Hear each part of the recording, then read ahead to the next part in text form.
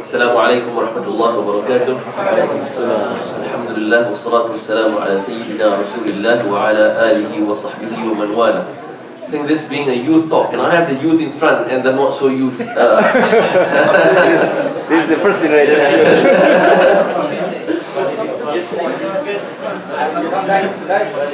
The extra youth.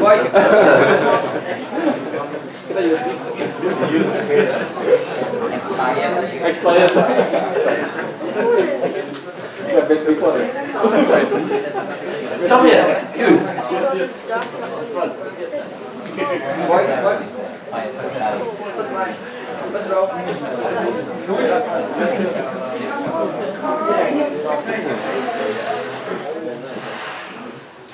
Alhamdulillah, I think it's a great scene to see a lot of young people at the masjid for Fajr prayers.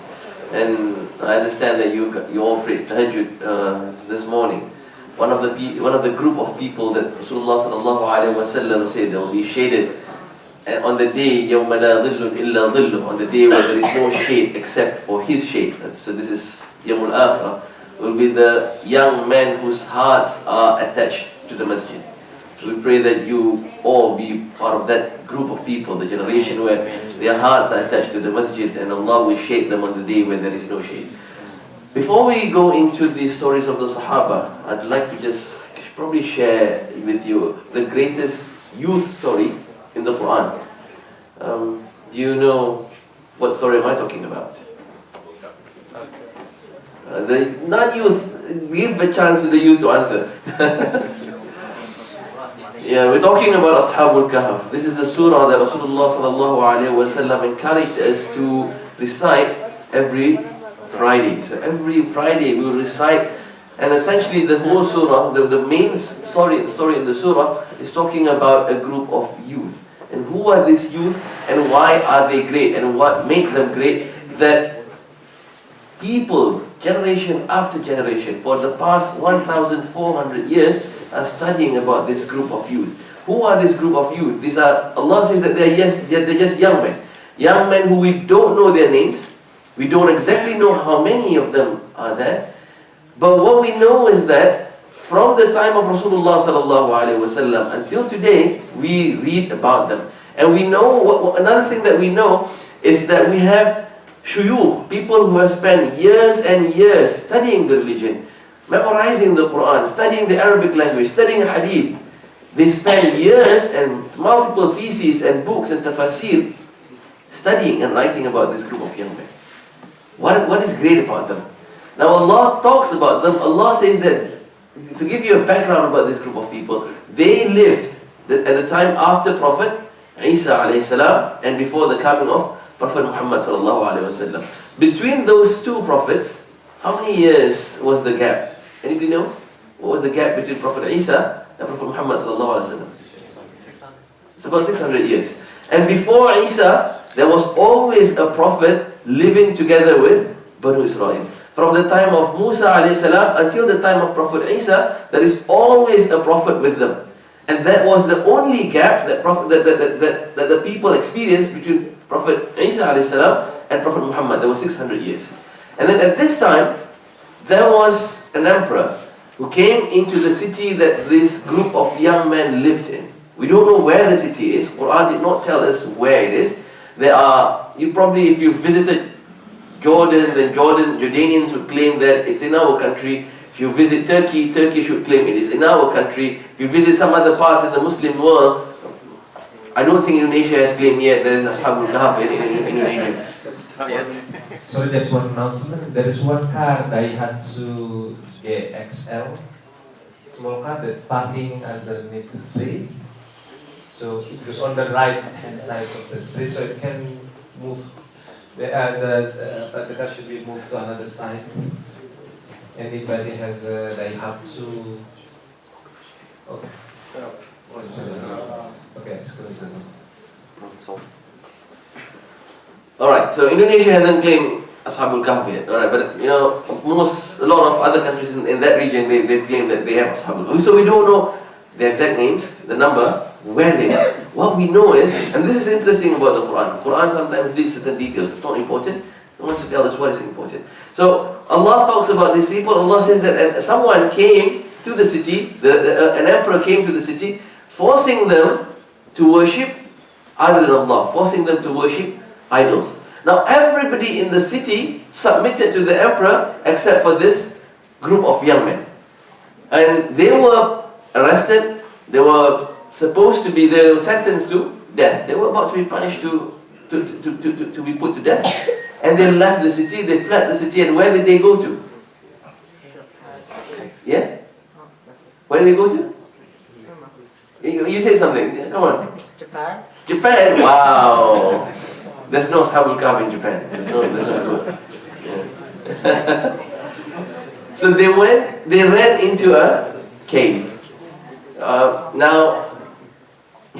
So they went into a cave. It might sound interesting if you go out camping to the outback for a day or two. But this group of young men, they're leaving the luxurious life in the city, comfortable life in the city, to live in a cave indefinitely. We don't know how long they're going to live in a cave. But what is great about them is that, when everybody tells them to not worship Allah, when the emperor forces them to not worship Allah, when the whole city wanted to do something that is haram, what did they do? Did they maybe we should go with the majority, it's cool, the trend now is to not worship Allah, let's just go with everybody else. What they chose is they chose to remain true to Tawheed. They chose to remain true to the religion of Allah Azza wa Jal. That is what essentially made them great. And what made them great, just because everybody else is doing something that is wrong, doesn't mean that we need to follow the trend like everybody else. Just because all your friends say that something is cool, but if Allah says something cool, something that is deemed cool is haram, it remains haram.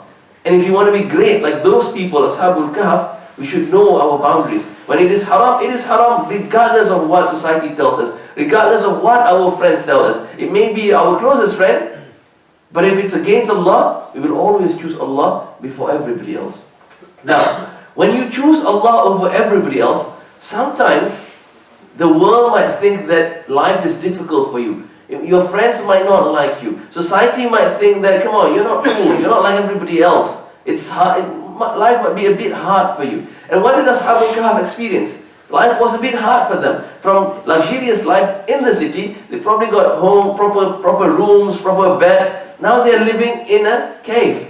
And they have to live in a cave. Is it going to be comfortable? I don't think they have sleeping bed, heater and everything else. It's just like, we have to run away and let's run now. And they went into a cave, but Allah looked after them. Allah took care of them. What did Allah say? Allah says, when they slept in the cave, Allah talks about the experience in the cave. Allah says, وَتَرَى الشَّمْسَ إِذَا طَلَعَتْ تَزَاوَرُ عَنْ كَهْفِهِمْ ذَاتَ الْيَمِينِ وَإِذَا غَرَبَتْ تَقْرِضُهُمْ ذَاتَ الشِّمَالِ. Allah says that when they're sleeping in the cave, when the sun rises, what happens when, occasionally, I hope you don't do that, but sometimes people tend to do that. You don't wake up in the morning for Fajr. And then your parents come into the room, just open your shades, and sun gets into your eyes. What would happen? Sleep becomes uncomfortable. But Allah wanted to look after them. So Allah mentioned that when the sun rises, Allah would bend the sunlight so that it doesn't go straight into their eyes, doesn't disturb their sleep, it goes just around them. But they still get some sunlight, so they still get the vitamin D from the sunlight. But it wasn't disturbing them. It was a comfortable sleep. And then when the sun sets, again, this is the time when the sun is piercing, Allah says the sun ray will just bend to the left, so that it doesn't disturb their sleep. And Allah also mentioned, وَتَحْسَبُهُمْ أَيْقَاظًا وَهُمْ رُقُودٌ وَنُقَلِّبُهُمْ ذَاتَ الْيَمِينِ وَذَاتَ الشِّمَالِ. Allah says that from time to time, Allah will turn them from left to right and right to left. Now, what is important about turning left to right, right to left? If you go to the hospital and you find someone that is sick for a long time, probably in coma, you will find that the hospital workers, the nurses, the doctors will turn them from left to right and right to left from time to time to make sure that they're comfortable, that their back is healthy, that they don't suffer bad sores. Now it's interesting, while the whole world think that these people are idiots, They are choosing a hard life over something that is comfortable, over something that is easy. Yet, when you choose Allah over everything else, Allah will look after you. When everything else think that they are having a miserable life, they are having the best sleep of their life. Because even the sun bends according to the wheels of Allah, the sunlight bends according to the will of Allah, not to harm them, to make sure that they are comfortable. And Allah looked after them, make sure that their body is not harmed, that Allah even turned them from left to right and right to left occasionally to make sure that they are comfortable. We learn here that when you follow Allah Azza wa Jal, when you follow the commands of Allah Azza wa Jal, the religion of Allah, sometimes the world might think it is difficult. Even you might think it's difficult. You might think that, should I do this? This is, Allah tells me to do it. But it's very difficult. Nobody likes it. Nobody thinks that it's cool. Everybody is going to party. Everybody is playing games. Or what? But why am I supposed to read Quran? Why am I supposed to sleep early and wake up for Fajr? It's not like everybody else. Why do I need to do it? You might think that it's difficult. But once you start doing it, Allah will take care of the rest. Allah will make it easy. You just need to take the first step. Now, I would like to just end about the story of Ashabul Kahf. Now we know that they're great because they chose Allah over everything else. Even when everybody thinks that they're not cool, everybody thinks that they are wrong, they still stick to Allah Azza wa Jal. And when they stick to Allah Azza wa Jal, everything else becomes easy because Allah looks after them. Now, Allah says that generations later, after they have, how many years did they sleep? Allah put them to sleep for how many years? Anybody know? 1,000? 309 years. But the way Quran puts it, Allah says that Allah puts them to sleep for 300 years and Allah added 9. Was that tisa? Why is it why did Allah say 309? Why did Allah say 300 and He added and He added 9 to it? How many calendars do we have? How many types of calendars do we have? Two. One is Gregorian, another one is Islamic. Alright, so one is solar, one is lunar. One is according to the sun, one is according to the moon. 300 years according to the sun is 300 years, 309 years according to the lunar calendar. So Allah was that precise in mentioning that. That's why 300 plus 9. Allah did not mention 309 years. So whether you go by solar calendar or you go by lunar calendar, Allah will be correct in this regard. 309 years. So Allah put them to sleep for 309 years. And later on Allah waked them back up and they went into the city, their youth. Allah mentioned many times that their youth. إِنَّهُمْ فِتْيَةٌ آمَنُوا بِرَبِّهِمْ وَزِدْنَاهُمْ هُدًى. These are youth who has iman in their hearts, and Allah added iman to them. Why? More iman to their heart. Why? إِذْ قَامُوا فَقَالُوا رَبُّنَا رَبُّ السَّمَاوَاتِ وَالْأَرْضِ لَن نَّدْعُوَ مِن دُونِهِ إِلَهًا. That these are youth who are not ashamed to declare their iman. They are not ashamed that they are Muslims. They stand up and they declare that Rabbuna Rabbu Samawati wal Ard, our master that we worship is the master of heavens and earth. So we should never be ashamed of our religion. We should never be ashamed of Islam. If sometimes you've got friends and it's time to pray, you're like, should I pray? Should I go with my friends? Remember Ashabul Kahf. Never be ashamed of your religion. Stand up, stand proud that you are Muslim, that Allah has given you, Allah has chosen you to be part of the religion that He has revealed. Don't be ashamed of your religion. Be proud of it. So this is a group of young men stood proud. Rabbuna Rabbu Samawati wal Ard. That our master is the master of heavens and earth. And then when they woke up, the first thing, what do you think they thought about when they woke up? What do you do first thing when you wake up in the morning? Yeah? You're hungry. And Allah says that, Allah mentioned this. Why did Allah mention that they're hungry? Because Allah wanted for us to understand, these are not any extraordinary youth. They are normal youth. You can be like them. We can be like them. And the thing that they woke up and the first thing they asked, how long do you think we slept? Someone said maybe one day, maybe half a day. And another guy said, forget about it. Allah knows how long we stay. What's important is I'm hungry. I want to eat. So, just like, the first thing you wake up in the morning, what's breakfast? So this is what they experience. I'm hungry. Who cares how long we slept? Allah knows how long. Let's go get some food. So they sent someone to the city and they got some food, and then everybody was dumbfounded when the money that they paid is money that was used 300 years ago. So if someone came today bringing monies from 300 years ago, you'd probably be like, hang on, you must be a really rich man to have antiques this long. So these people are interested, they followed him to the cave, but because there were already stories, and by this time the city was no longer worshipping idols, they were all worshipping Allah. So they heard about the story about this great youth who went into hiding in the cave in order to protect their iman. So when they saw this man, they said, okay, let's follow him, and then Allah caused them to die. But what happened after that? What happened after that is that people will come and they will argue. سَيَقُولُونَ ثَلَاثَةٌ رَابِعُهُمْ كَلْبُهُم. Some of them will say that, how many of them? There are 3 and the 4th is their dog. وَيَقُولُونَ خَمْسَةٌ وَسَادِسُهُمْ كَلْبُهُم. There are 5 and the 6 is the dog. رَجْمًا بِالْغَيْبِ. They don't know anything, they're just shooting in the dark, they're just guessing. And then Allah says, وَيَقُولُونَ سَبْعَةٌ وَثَامِنُهُمْ كَلْبُهُم. There are 7 and the 8 is their dog. Why does Allah tell us about this? Because as human beings, one of the things that we tend to do is we tend to lose focus. What is the story about? The story is about a group of young men choosing Allah over everything else, and then Allah protected them. But what do we discuss about? What are we talking about now? Numbers. Is it 7? Is it 5? Is it 3? We're losing the whole point, the whole plot. Imagine, if you guys know Mark Zuckerberg. Who's your hero?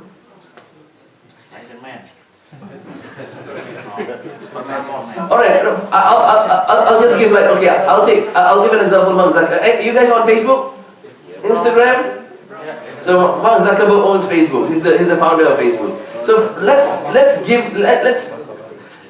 for example, let's say Dawah Center invites Mark Zuckerberg to give the Fajr Tadhkirah, here.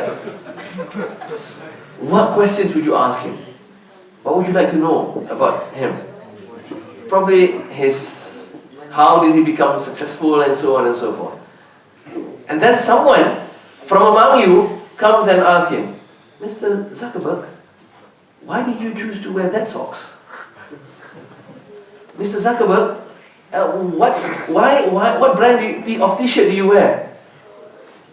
These guys that invited Mark Zuckerberg all the way from US probably would be like, come on, ask good questions. There are more important things that you should ask him instead of the t-shirt that he wears, the socks that he likes, or the favorite drink that he has for breakfast. So just like this, Allah is telling us so many important stories in Ashabul Kahf, and then people ask about, is it 5? Is it 3? Is it 7? Questions that is not important.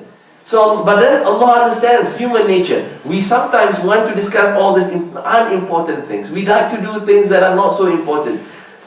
And the English put it nicely, all work and no play makes Jack a dull boy. So you need to balance work and play. So Allah says, فَلَا تُمَارِ فِيهِمْ إِلَّا مِرَاءً ظَاهِرًا. Don't argue, don't debate about it, except for a little bit. So in life, you have to know your focus. Your focus is Allah Azza wa Jalla. Your focus is to be a good Muslim. Your focus is to improve yourself and so on and so forth. But sometimes you can rest and play a little bit. Indulge in things that is not directly beneficial. So sometimes it's okay to play a little game. But you must know your balance. You can't be playing game for 5 hours, reading Quran for 5 minutes, and you say, alright, I've got the balance there. Allah says if you want to do it, read Quran for 5 hours, and then play games 5 minutes. You've got فَلَا تُمَارِ فِيهِمْ إِلَّا مِرَاءً ظَاهِرًا. Just a little bit, because Allah understands us. If we have to just pray tahajjud all night, it's going to be every single night, it's going to be tiring. That is why even Rasulullah sallallahu alaihi wasallam, our mother, Umm-al-Mu'mineen, Sayyidatuna Aisha, she said that Rasulullah sallallahu alaihi wasallam, when he stands in prayer at night, even in the last night, in his hand for Laylatul Qadr, he does not pray the whole night. He does not do Qiyamul Layl bi akmaliha. Not the whole night. He would pray and he would rest. He would pray and he would rest. But his prayer would be longer than his rest. It's not like you sleep for 3 hours and you stand up for 3 minutes and you sleep for another 3 hours and you pray another 3 minutes. No. It's the other way around. So we need to know our focus. So this is the story of Ashabul Kahf. Why does Allah take the why does Allah place so much importance in the story of Ashabul Kahf? If we look into the seerah of Rasulullah sallallahu alaihi wasallam, many of the most important characters in the early part of Islam, especially in Medina, they were the main characters in the story of our seerah were played by youth. I'd like to share with you today just two names, two youth, and then I'll stop. I know you guys are tired. So the first name is Mus'ab ibn Umayr. What is his name?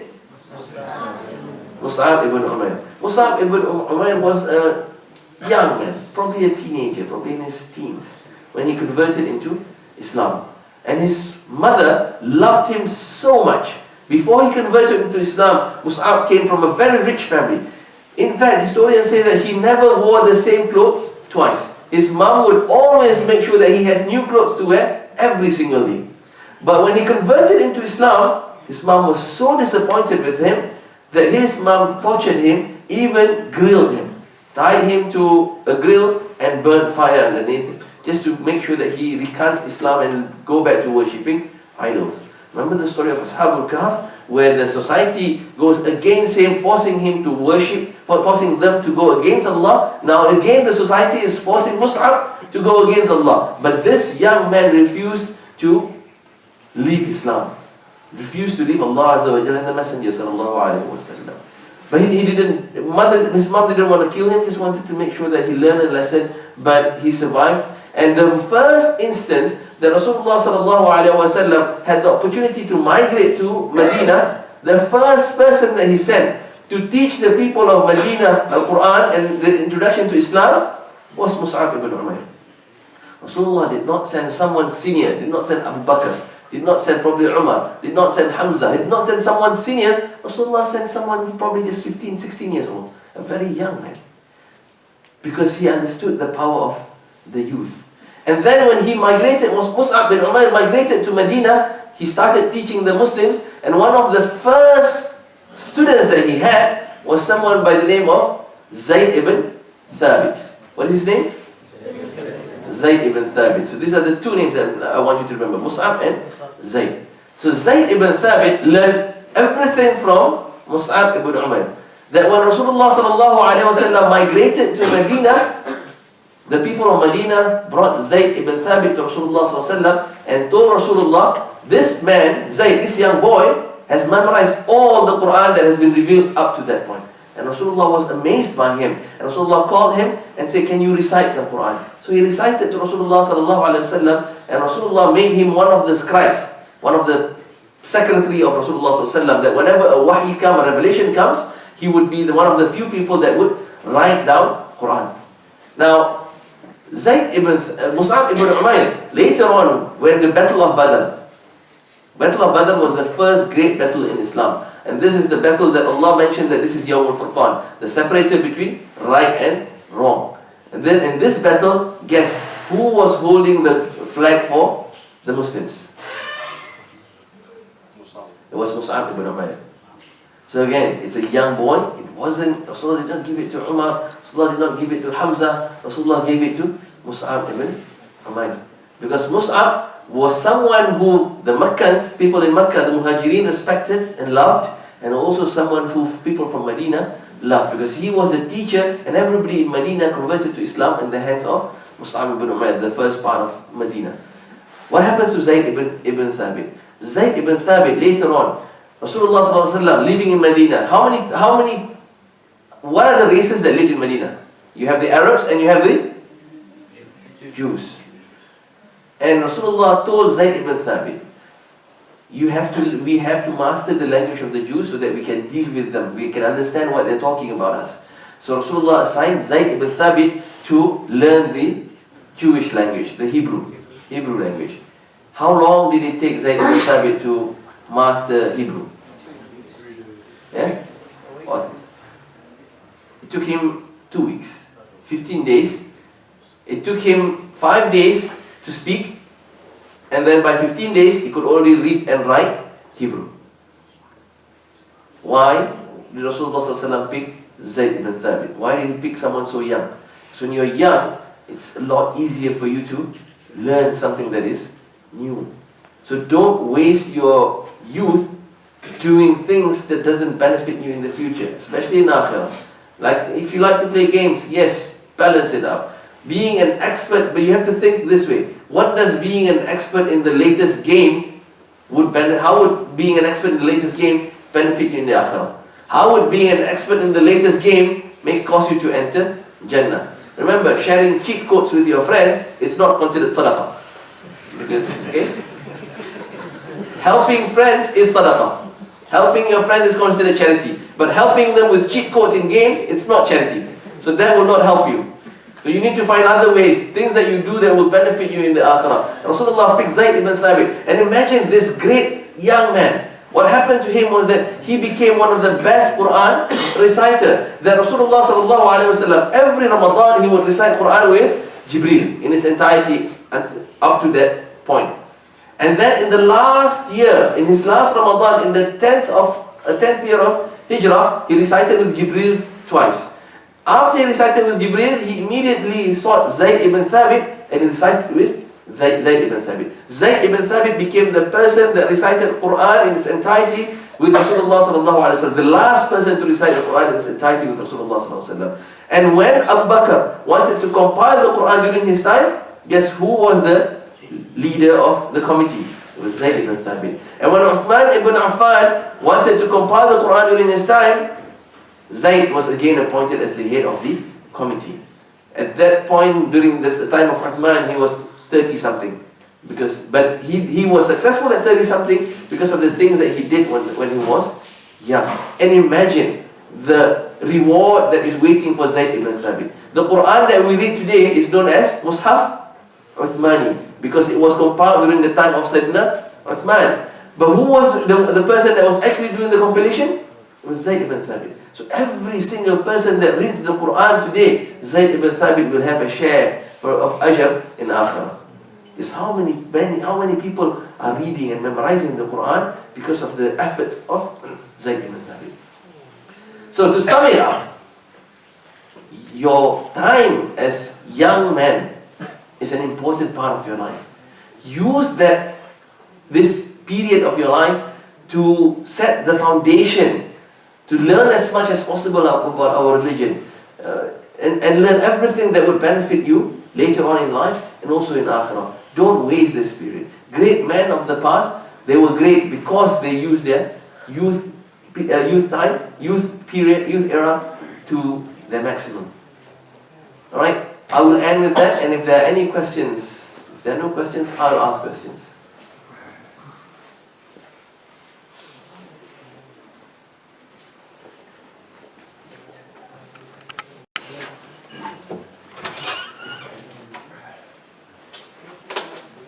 No questions?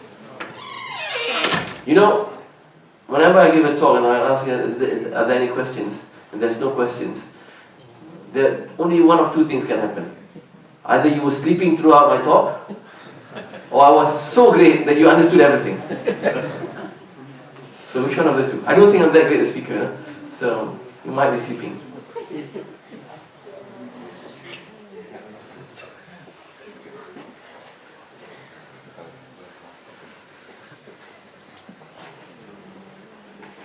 No questions? You're laughing. 10, 9, 8, 7. Alright, okay. That's all from me today. Thank you very much for listening. Well, thank you very much for sleeping in front of me.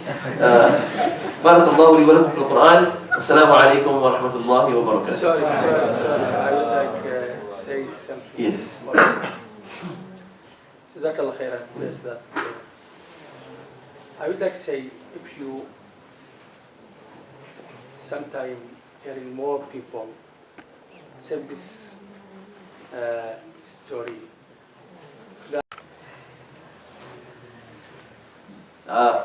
Okay, I can't translate word for word because it was quite a long thing and I wasn't expecting to be translating. I thought Shaykh was going to be translating. So the gist is, one of the things that Indonesians, okay, I'll be Indonesian for today. Ana Malizios. All Muslim. Now, All brother. so Indonesian, Malaysian, we did not became Muslims through any war. None of the Arab or Muslim army ever landed in our part of the world. We became Muslims through interaction and through business. In fact, it was traders that came in through the akhlaq. Our ancestors were impressed by the akhlaq and we became Muslim. And I said that one of the important things that is we should also discuss, and teachers and Khattab should talk about how is it that we can develop generations like the Sahaba, generations that Allah has honored and lifted them because of the religion. And these are generations that gave birth to Mus'ab ibn Umair, Zayd ibn Thabit, Amr ibn al-As, Zubayr, Talha, and the rest of the Sahaba. What made them great, and these are things that we should be discussing about. Anything else that should add? That's the point. Yeah. He emphasized trying to tell the story about Sahaba, so the value of Yes. how you become great, Yep. it can be transferred to the next generation.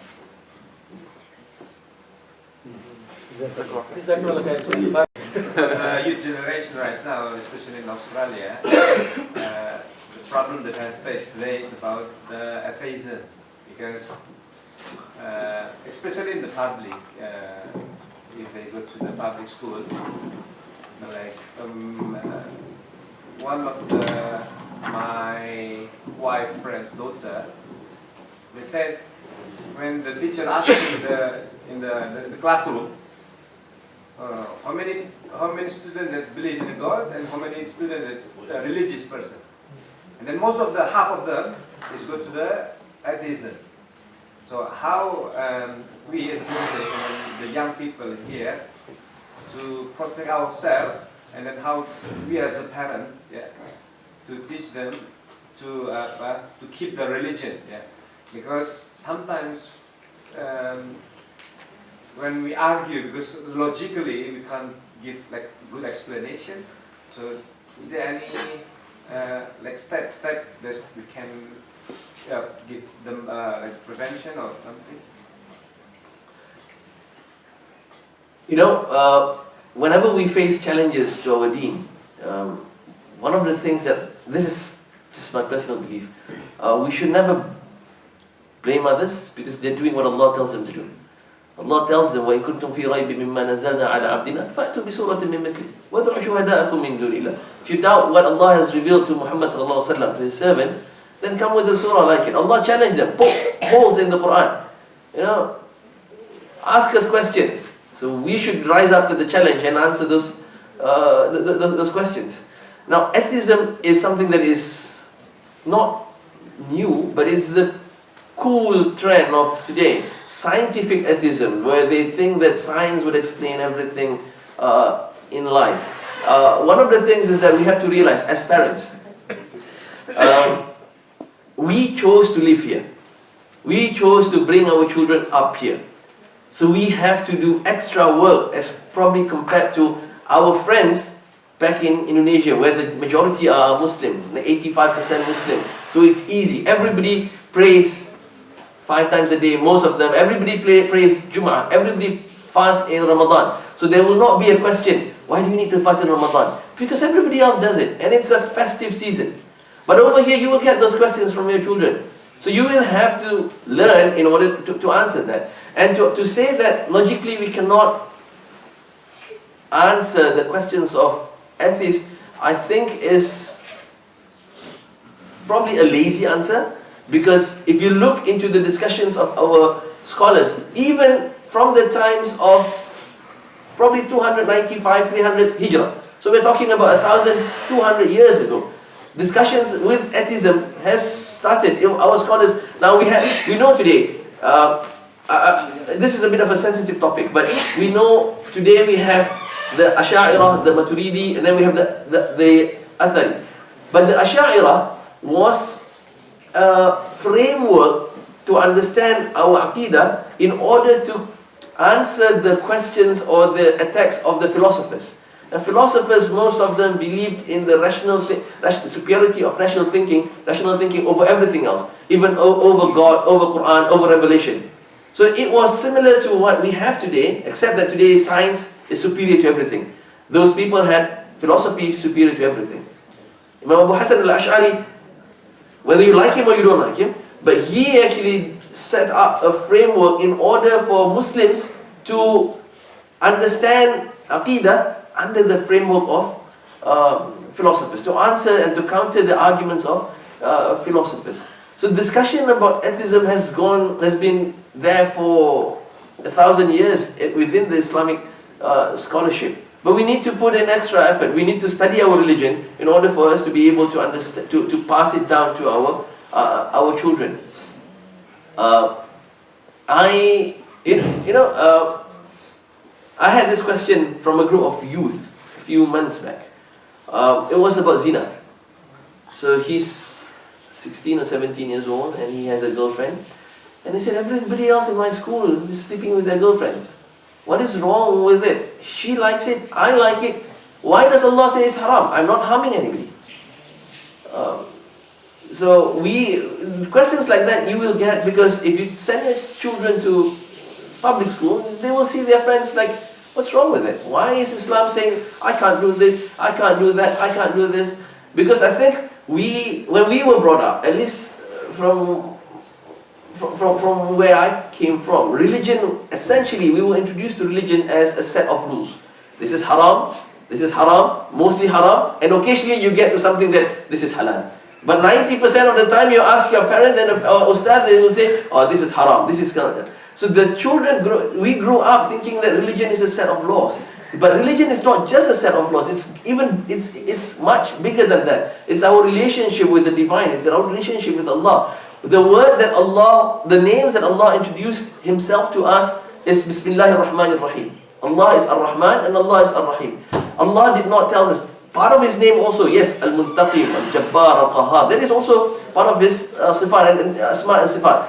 But the one that we repeat often, that He asks us to recite before doing everything is Bismillahir Rahmanir Rahim. We need to instill in our children that religion is beyond just a set of laws. It is a relationship with the Beloved, that we need to instill the love towards Allah Azza wa Jal. When they have the love towards Allah and His Messenger, then everything else becomes easy. Waking up for Fajr, waking up for Tahajjud is difficult. But then you see the same group of youth waking up for soccer when it's World Cup. They have no problems doing that. Because they love soccer. And then we talk about loving Rasulullah sallallahu alaihi wasallam and the Sahaba. Oh, it's impossible. We have never met Rasulullah, we've never met the Sahaba. How can we love them? But we have the same generation loving Superman, Batman, without ever meeting Superman and Batman. Spider-Man. Anybody met Superman? Oh, Iron Man. Now it's I think the Iron Man and what Marvel is Avengers is the in trend at the moment. But because part of the reason why children today love Superman is because the father loves Superman when growing up until today, so if you love Rasulullah sallallahu alaihi wasallam, you love Allah Azza wa Jalla, you can pass that love down. Arabs, they say faqidu shay la yu'ti. If you don't have something, you can't give anything. So we as parents, we need to do the extra work. We need to study our religion. We need to get back to the basics in order to answer the challenging questions that our children will have in the future. But we need to set the course right first. That this religion essentially is about loving Allah and His Messenger and everything else. Because if you do out of love, everything else becomes easy. If you do because you're forced by your parents, then everything else becomes difficult. Later on when they grow up, they go to uni, you have no control over them. The only control that they have is self-control.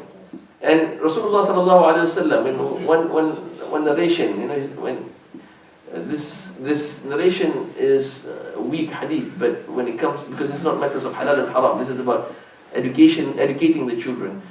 He said, "Adibu awladakum thalathata hisal." Teach your children three things. The first is hubbu nabiyikum, love for his messenger, wa hubbu ali bayti, love for his family, and tilawat al-Quran. The third one is tilawat al-Quran. 2 out of 3 is about love. Because when the children love the Prophet, and the children love the messengers, his family and his companions, then everything else becomes easy. When they love Superman, they have no shame wearing their underwear outside. And that's the most ridiculous thing. They do it anyway, out of love. So when someone's heart is full of love for Rasulullah sallallahu alaihi wasallam, everything of his sunnah becomes easy.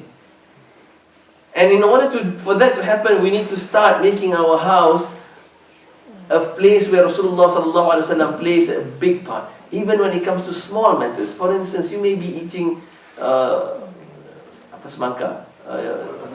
watermelon. And you read in Tirmidhi that Rasulullah sallallahu alaihi wasallam loves to eat watermelon. Make it a point, tell your children, this is one of the favorite for Rasulullah sallallahu alaihi wasallam. Make small matters like that, and when they're young, things that are beloved to Rasulullah sallallahu alaihi wasallam, make it a huge deal in the family, so that they grow up knowing that Rasulullah is an important figure, knowing that Rasulullah sallallahu alaihi wasallam is someone that they should look up upon. And we should begin by working on with ourselves first. Sometimes I have parents who comes to me and ask, Azizi, how do I teach my children to read Quran? How do I make sure that they love reading Quran and they read Quran often? My question is, how often do you read Quran with them? Parents tend to do this. They are on Facebook, but they say, Muhammad, go and pray. Muhammad, enough of games. Go and read Quran. But they're still on Facebook. So children do what you do, do what you say. So to sum up the answer, I think parents, there's a lot of work that we need to do. We need to study our religion in order for us to pass it down to our children. We need to make Islam a positive environment at home. That it is not about punishment, it is about love. It is not about things that are haram. Yes, there are things haram, no doubt. But we should also expose our children to the other facet of Allah's Bismillah, this concept of Bismillah ar-Rahman ar-Rahim, that Allah is loving, Allah is merciful, that everything that we have is given by Allah. Not only that Allah is punishing. We tend to threat our children a lot. You do this, you go to hell. You do this, you go to Jahannam. You do this, you go to Jahannam. Especially if they are under the age of, they're not baligh yet. The one that goes to Jahannam is us. They're not even accountable yet. So expose them to Islam in a positive environment. Because if you don't do that, you will lose them from our religion. Wallahu a'lam. Assalamu alaikum wa rahmatullahi wa barakatuh.